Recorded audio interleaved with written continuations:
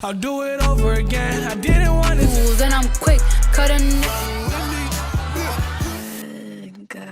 In many ways, today it's both easier and harder than ever to become a successful musician. And sometimes it feels like stardom happens practically overnight, leading some to believe that this is a grand conspiracy from a record label. Then an artist is deemed an industry plant. Like in the case of Chicago's Juice WRLD, he rocketed into the Billboard Hot 100 over the span of a few months in 2018 on the back of his lovelorn hit Lucid Dreams, which led to a $3 million deal and the industry plant title on message boards and social platforms. The logical reasons for his success could be opportunity, talent, and luck.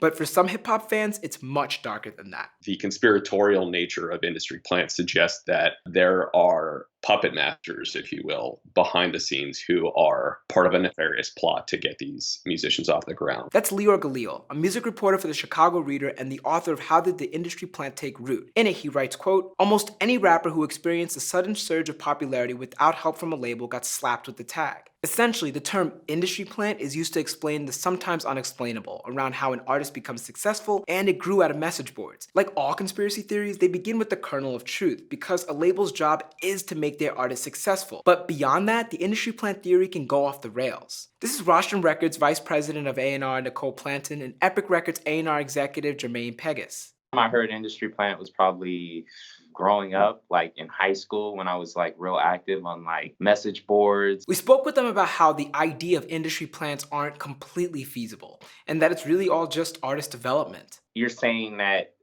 oh, we're gonna hide this artist and then bring them out and they're gonna have a #1 hit. Who controls if it's a #1 hit or not? Development means sharpening an artist's raw talent and teaching them how to be an entertainer. As Salam Remy, the legendary producer behind Amy Winehouse and more, tells it, their studio skills over a long period of time to develop their performance skills and everything else. But the music needs to stick. And sometimes an act's rise is straightforward. For example, the Bronx's Cardi B had 2 mixtapes, Gangsta Bitch Music Volume 1 and 2, and then dropped Bodak Yellow, which became a #1 single and led to the chart-topping album 2018's Invasion of Privacy. She's been open about working with writers like Partisan Fontaine and lashed out at a commenter after being called a plant, saying, quote, "You can't not buy the general public. No machine, no money, can't buy that. Having stadiums sing out your shit, you can't buy that." In today's world of meme-driven songs, a track can rise from relative obscurity to the top of the charts in a matter of weeks. For instance, Texas singer Khalid's 2016 SoundCloud hit Location found its way into a Kylie Jenner Snapchat, which helped it reach #16 in the Billboard Hot 100 and snag him a deal with RCA.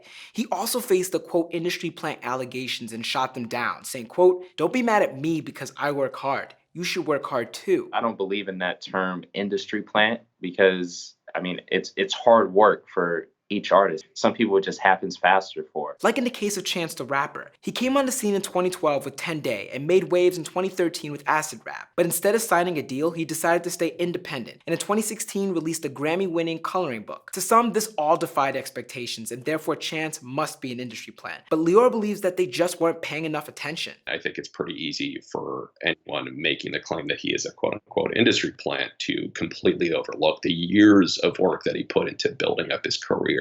But faking independence does happen. Part of that strategy is, let's make this come across as if you emerged from SoundCloud and like this was also organic. Take Memphis's Young Dolph, who sat down with Genius in September 2018 and said this. Like, I'm a part of the new wave, the independent wave, and it's like, I know what I'm doing, I got something going on with it. Went by my mama a crib, bought my dad another rollie.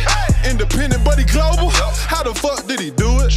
But in January 2019, Dolph walked that back, saying, quote, "I have a confession. I signed 2 deals in 2018 and signed a deal in 2015. So why lie?" Well, because as Nicole told us earlier, it's all about positioning, and Lior agrees. It's a marketing thing, and part of marketing in some contexts is a lack of transparency. Rappers aren't the only ones called industry plants. The term is very close to the general term sellout, but the slur particularly stings in hip-hop because of how the genre prizes being real. I mean, I feel like that's like the basis of the whole genre, you know, is being authentic and true to yourself and true to the story that you're portraying out here. This is why sometimes the contemporary process of breaking a new artist can leave fans feeling a certain type of way. And it's kind of like fake news. Like, you can't tell what's what. I don't think you can be considered an industry plant unless you're successful. But even that's not always true.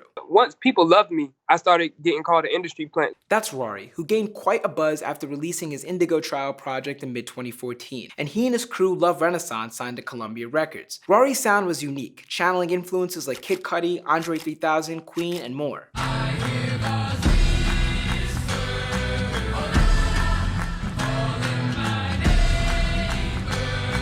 But for some, his music found success too quickly. In early 2015, he was included in the XXL freshman list where he famously wore a shirt emblazoned with the words, industry plant. It did not matter to me so much that I wore a t-shirt on my XXL shit that said it. Like, fuck y'all calling me an industry plant. I'll wear a shirt saying it. In 2015, he released his sole major label album, All We Need, and it didn't do as well as expected. He believes the industry plant label put would-be fans off of his music. So some people who might discover the rumor before they discover the music and discover me came towards me with the rumor already in their head. In mid-2018, he left Columbia and later released The Woods for free on SoundCloud. And according to him, he's better off. Roy wasn't never no damn industry plant. Roy's one of the realest artists to ever come around. Industry plant is a slur that was born from a kernel of truth. But if an artist makes music that resonates, does it really matter how they started? Every artist has the opportunity to do it. It's about what comes out those speakers. Like, the music will last longer than your feelings. I'm Jacques Morel with Genius News, bringing you the meaning and the knowledge behind the music. Peace.